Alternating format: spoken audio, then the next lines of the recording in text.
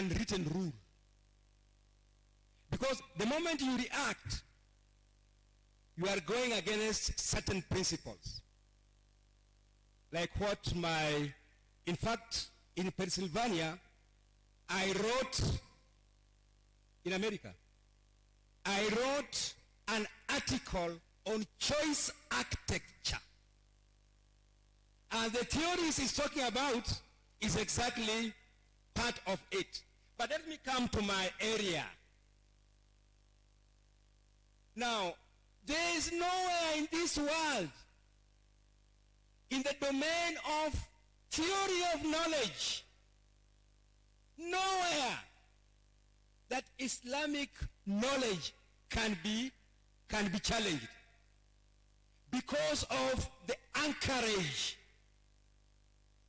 That anchor is unquestioned because it's hadith. All my learned professors here, scholars, enlightened scholars, they cannot question that. And they have gone further to use the deeper techniques.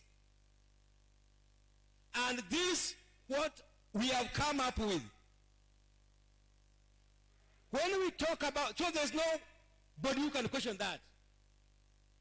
When we come to the strategies of integration, I've talked about the conceptual model. For doing what?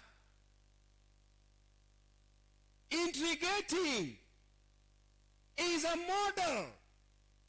See? And this model has been tested, Maze. It has been tested. And that's why it is the product is domiciled in as empirical data. Now, remember, Prof is here, and many others. The recommendation is what? To establish transdisciplinary research centers. There is no objectivity in that. There is a whole set of subjectivity. A whole set of subjectivity. Because it will also undergo what's called the scenario analysis. Okay, me I come from Kenya. Prof, summarize in 5 minutes. Yes. 5 seconds, sorry. No, 1 second. There is no subjectivity. Thank you very much.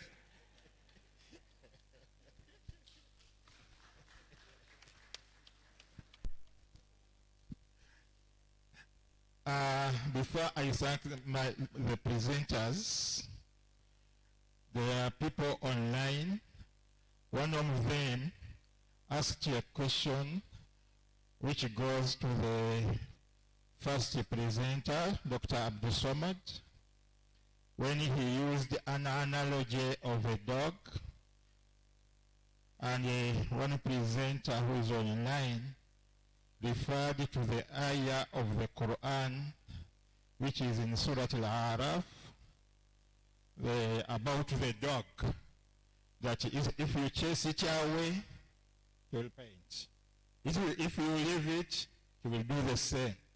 He's asking, is analogy of the dog relevant to this conference? We are just doing justice to all the people. Please, you have 2 seconds to answer that question. Okay.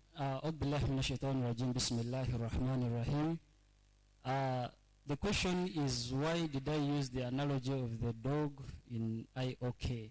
First and foremost, in my little understanding of Islam, I don't think Islam has any problem with the dog as an animal, except the sniffing in the utensils and so on and so forth. And that even takes into account a pig. If Allah has only said don't eat it, but I have seen Muslims who simply look at a pig and say astaghfirullah as if it is a devil. But when the verse of the Quran is very clear, hurimat alaykum al-mayta wa-dam wa-laham khinzir. This is what Allah has prohibited.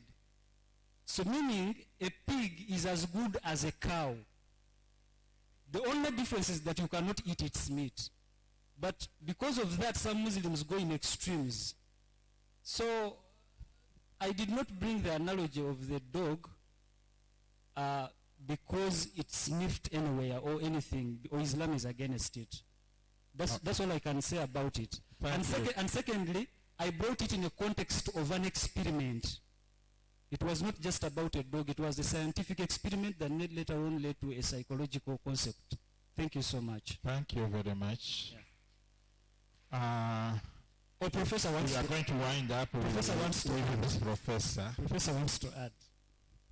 Thank you so much. What I understood from that analogy was that he was trying to project to us the importance of humanity. But he is saying that perhaps the overemphasis on science and technology is eroding the humaneness in us. And therefore it reached a point whereby, because a photographer wants to make a point, so it was not wrong to mention it here, and it is Islamic. Now, all brothers and sisters, please put together to thank and of the rector. No, I just wanted to comment on the question from the online person to say that there's also a hadith about a dog, about the prostituting during the era of the Israelis, where a prostitute, and I think it was you who mentioned it yesterday, where a prostitute was rewarded with Jannah for showing compassion to a dog. That doesn't mean that you should go and become a prostitute, you know, but rather it illustrates Allah compared the sins of a prostitute and the compassion of that prostitute to a dog, and decided, you know what, I'll forgive her for all her what? There is a lesson for us to learn and to show how we should balance our actions, how we should not be extremist. There is a lot of lesson in that hadith. That don't judge. Allah is the only one who is going to judge us, and the criteria he uses is mysterious, not necessarily our form of judgment. So there are a lot of things that we can learn from these kinds of hadiths. But I agree that if your research takes you to a dog or whatever, as long as you have clear intentions and objectives, these are creatures of Allah, and we need to respect that. Assalamu alaikum wa rahmatullahi wa barakatuh. Wa alaikum assalam wa rahmatullahi wa barakatuhu. With that, I hand over the mic to the chair of the session. Assalamu alaikum once again. I thank our brother, Sheikh Dr. Kabali, for chairing this session. It's going to be brother. Allah.